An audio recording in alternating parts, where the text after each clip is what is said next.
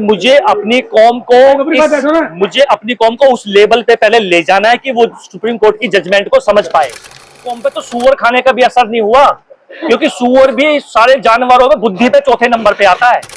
ये बौद्ध धर्म का विरोध था, क्योंकि बौद्ध धर्म में जब गए तो उन्होंने कहा कि 22 प्रतिज्ञा नहीं करनी, क्योंकि बौद्ध धर्म के लोग भी वही सारे काम करते हैं जो हिंदू धर्म के लोग करते हैं।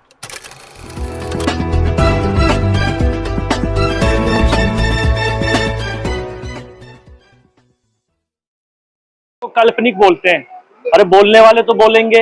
वो तो ये भी बोलते हैं कि गाय को रोटी खिलाओ, उसमें 33 करोड़ देवी देवता है। एक आदमी में 50 किलो वजन होता है, 33 करोड़ में कितने हुए? कभी गाय को तोल के देखा?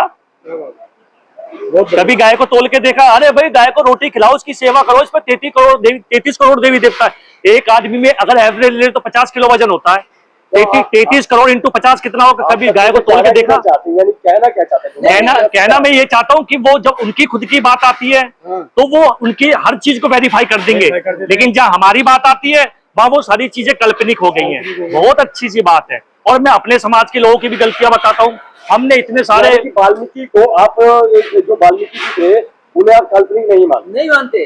काल्पनिक क्या भाई? काल्पनिक क्या? जो काल्पनिक होने वाला आदमी हाथ से रामायण कैसे लिख देगा? अगर वो काल्पनिक थे तो हाथ कहां से आया? नहीं, उनकी रामायण में जो जगह है वो सारी मौजूद है, अयोध्या मौजूद है भाई, लंका मौजूद है। तो ये मत बोलो कि काल्पनिक है। काल्पनिक वो गाय को क्यों नहीं बोलते? वो तो उनके जो भी आता है वो कर देते हैं, पाकट बना देते हैं।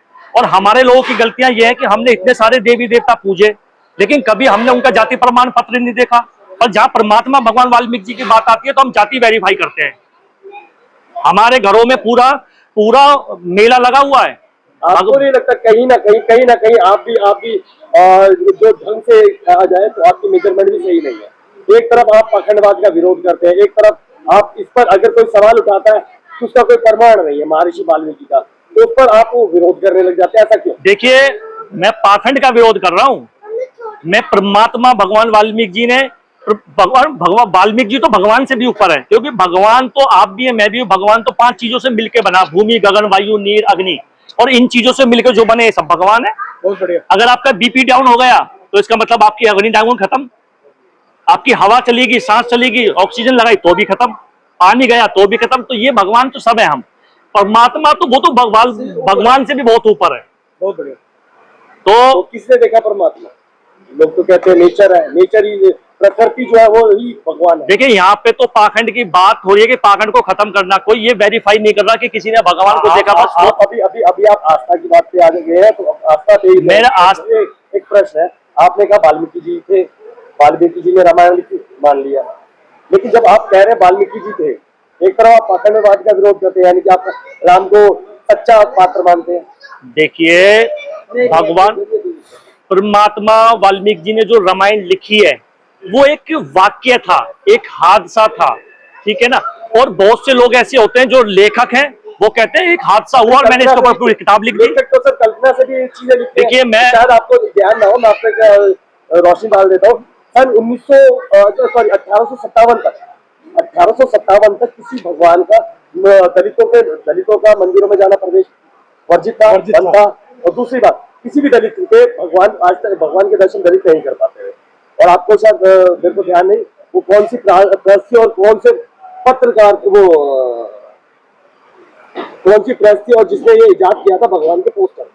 और उन्होंने राजा रवि वर्मा उन्होंने वो काल्पनिक जो अपने पात्र थे वो अपनी कलाकृतियों से उतारे थे और दलितों के घरों तक पहुंचे। देखिए, सारी बातों का जो जूस है ना, सारी बातों का जूस मेरी वाल्मीकि कौम के लिए ये है कि जो आपकी आस्था है और आपकी आस्था पाखंड के रूप में है, तो उस आस्था को सही डायरेक्शन पे लाओ, उस आस्था को पाखंड में ले जाके ना फंसाओ। और आस्था भी अगर आपको करनी है तो परमात्मा भगवान वाल्मीकि जी के हाथ में जो कलम है उस पे आस्था लगाओ। उसी से हमारे परिवारों का, हमारी कौम का, हमारे बच्चों का जीवन सफल होगा। ये पूरा का पूरा जूस है, ठीक है ना। क्योंकि हम बार बार जो पाखंड आप अम्बेडकर को कितना फॉलो करते हैं? अम्बेडकर को मानते हैं? देखिए, फॉलो करना अलग बात है। बाबा साहब को तो सब फॉलो करते हैं। बाबा साहब की क्या धारणा आपको अच्छी लगती है? क्या किस वजह से? देखिए, बाबा साहब ने, बहुत से लोग हैं जिन्होंने आज तक गलत प्रचार किया, कह रहे कि बाबा साहब कह रहे कि संसद में बैठो और पढ़ो लिखो और संसद में बैठो। अरे पूरे देश में सीटें 500 हैं, तुम कितने आदमियों को बैठाओगे? करोड़ों आदमी सारे संसद में कैसे जाएंगे? बल्कि बाबा साहब तो ये कह रहे हैं कि इस पूरे देश, ये पूरा देश हमारा है और रजिस्ट्री मेरे पास है, तुम टेंशन मत लो, तुम बस पढ़ो। आप जो बाल उससे ना बटके, मैं ये तो पूछा कितना फॉलो बात है यार, कितना फॉलो करते हैं यार, क्या बात। देखिए मैं बाबा साहब को फॉलो नहीं करता, हमारे पास है, तुम कुछ कर तो लो। देखिए हमारा है, देखिए मैं बाबा साहब को फॉलो नहीं करता, फॉलो करना एक अलग बात होता है। फॉलो तो इंस्टाग्राम पे भी बहुत सारे लोग बटन दबा के चले जाते हैं, लेकिन जरूरी नहीं कि उसकी बातों को दबाएं। बाबा साहब का हर विचार मेरे ब्लड के अंदर, जीतेंगे। बाबा साहब का हर विचार मेरे ब्लड के अंदर रमता है और उसका रिजल्ट ये है कि ये मेरी बच्ची साथ में बैठी है, इसकी एजुकेशन। अगर बाबा साहब का हर विचार आपके मन के अंदर रमता है तो मेरा एक बहुत बड़ा सवाल है, बाबा साहब की 22 प्रतिज्ञा थी, उसमें जिसमें एक लाइन है, मैं ब्रह्मा विष्णु महेश को कभी ईश्वर नहीं मानूंगा। देखिए बाबा साहब ये भी कहते हैं कि मैं ब्रह्मा विष्णु महेश को कभी ईश्वर नहीं मानूंगा। साथ में बाबा साहब ये भी कहते हैं कि हम हिंदू नहीं है, और आर्टिकल 300 कुछ में लिखा हुआ है कॉन्स्टिट्यूशन में। तो इन दोनों बातों का कहीं ना कहीं मतलब है। एक बात आपको मैं बोल देता हूं, अगर ये गढ़वाल भवन, आप इस गढ़वाल भवन को ये बोलो कि ये कॉम्प्लेक्स की जमीन में है, तो कोई आदमी आपकी बात नहीं मानेगा। लेकिन एमसीडी आके बोले कि ये सरकारी जमीन में है, तो पूरा दिल्ली उस बात को मानेगा। अगर बाबा साहब इस बात को कुछ कह रहे हैं तो इसका मतलब है, इसके मायने ही हमें माननी पड़ेगी। यानी कि आप बात को घुमा रहे हैं? नहीं, मैं घुमा नहीं रहा, बाबा साहब ने घुमाई थोड़ी ना, बाबा साहब ने तो क्लियर किया है। बाबा साहब ने तो विरोध किया, मैं ब्रह्मा विष्णु महेश को नहीं मानूंगा। बाबा साहब ने विरोध नहीं किया, बाबा साहब ने तो वेरीफाई किया है, विरोध नहीं किया। विरोध करना, बाबा साहब किसी धर्म का विरोध नहीं करते, ना ही बाबा साहब ने किसी धर्म का विरोध किया है। सुप्रीम कोर्ट की जजमेंट पे क्या कहेंगे, जो ललित सिंह यादव लेकर गए थे सुप्रीम कोर्ट और जजमेंट आई थी कि ये सब कुछ काल्पनिक है? देखिए सर, मुझे अपनी कौम के लिए बोलना है और मुझे अपनी कौम को उस लेवल पे पहले ले जाना है कि वो सुप्रीम कोर्ट की जजमेंट को समझ पाए, ठीक है ना। वो सुप्रीम कोर्ट की जजमेंट को मेरी वाल्मीकि कौम पे तो सूअर खाने का भी असर नहीं हुआ, क्योंकि सूअर भी सारे जानवरों में बुद्धि पे चौथे नंबर पे आता है। तो अगर इन्होंने वो भी खाया तो भी इनमें बुद्धि नहीं आई। इसका मतलब सीधा सीधा इनको पाखंड से बाहर निकालना पड़ेगा। मेरी आपसे भी गुजारिश है, आप भी एक मूवमेंट चलाओ, मुहिम चलाओ, और जो पैसा सुअर मुर्गे बकरे पे कट रहा है वो पैसा इनकी एजुकेशन पे लगना चाहिए। देखिए, मैं इस सवाल का जवाब दे रहा हूं जो भैया ने भी पूछा कि बाबा साहब की हमें कौन सी चीज जो है जो सबसे ज्यादा पसंद है। बाबा साहब की हम किस चीज से प्रभावित है? पहली बात कि बाबा साहब ने हमें जानवरों से इंसान बनाने के लिए हमें एजुकेशन का जो रास्ता खोला, पहली बात ये। दूसरी बात यह है कि बाबा साहब से हम इसलिए भी ज्यादा प्रभावित हैं कि बाबा साहब इतना पढ़ने लिखने के बाद भी उन्होंने कभी कौम नहीं छोड़ी अपनी। जैसे आज लोग जो यहाँ के महरौलिया है ना, वो मेहरा बन गए हैं, बस्तियां छोड़ दी, दूर कोठी बनाते हैं। बाबा साहब ने कभी अपनी कौम नहीं छोड़ी, ये उनकी क्वालिटी थी। और एक और क्वालिटी, आज भी बीए एमए एमएससी करने वालों को नौकरी मिल जाती है। बाबा साहब ने न जाने कितने विषयों में पीएचडी कर रखी थी। अगर वो नौकरी करना चाहते तो उस जमाने की 10वीं पास करके बढ़िया पद पे लगते। लेकिन बाबा साहब ने जो पढ़ाई करी ना, वो अपने लिए नहीं करी, वो हमारे लिए करी। वो जिंदगी भर पढ़ते रहे, ये उनकी बहुत बड़ी क्वालिटी थी। और अब आपका एक सवाल, अब आप अगला सवाल दाग के बात को घुमाना मत कि आपने कहा कि बाबा साहब ने 22 प्रतिज्ञाओं में कहा कि ब्रह्मा विष्णु महेश को मैं भगवान नहीं मांगूंगा। वो उन्होंने हिंदू धर्म के लिए नहीं कहा, हिंदू धर्म तो वो छोड़ चुके थे, वो उन्होंने बौद्ध धर्म के लिए कहा, क्योंकि उसमें ये पकड़ था। उसने कहा कि बौद्ध धर्म वाले ब्रह्मा विष्णु महेश को मानते हैं और इसको अवतार बताते हैं। उसमें 22 प्रतिज्ञा लेके गए थे। बौद्ध धर्म का विरोध किया था बाबा साहब ने कि इसको ठीक करो, इसमें खराबी है। ये सवाल था, आपने गलत तरीके से पूछा। ये हिंदू धर्म का विरोध नहीं था, ये बौद्ध धर्म का विरोध था। क्योंकि बौद्ध धर्म में जब गए तो उन्होंने कहा कि 22 प्रतिज्ञा नहीं करनी, क्योंकि बौद्ध धर्म के लोग भी वही सारे काम करते हैं जो हिंदू धर्म के लोग करते हैं।